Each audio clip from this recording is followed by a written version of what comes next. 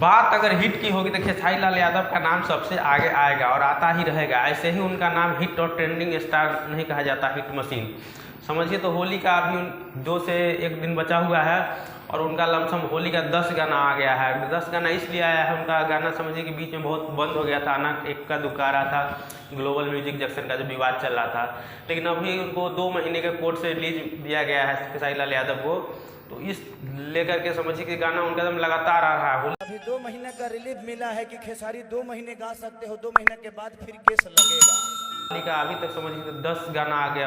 काहे ये साली परेशान कइलू।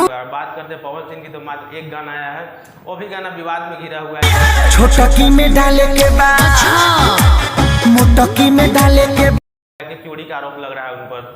और सभी गाना समझिए कि अलग अलग चैनल से आ रहा है।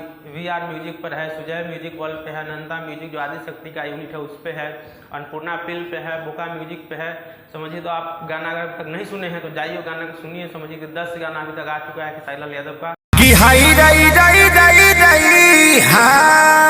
और आप जाइए उस गाने को सर्च मारिए यूट्यूब पे और गाने का आनंद लीजिए। समझिए तो अभी होली में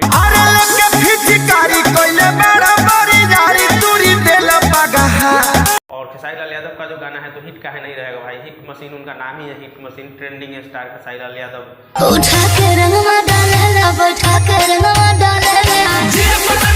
हाँ, और आप लोग से एक शिकायत जरूर है समझिए। तो आप लोग वीडियो को देखते हैं जरूर लेकिन लाइक नहीं करते, लाइक शेयर कर दिया कीजिए। और भोजपुरी से जुड़ी समझिए कि सारी अपडेट हम आपको देते रहेंगे चैनल पे। अगर आप हमारे चैनल पे नए हैं तो चैनल को सब्सक्राइब कर लिया कीजिए।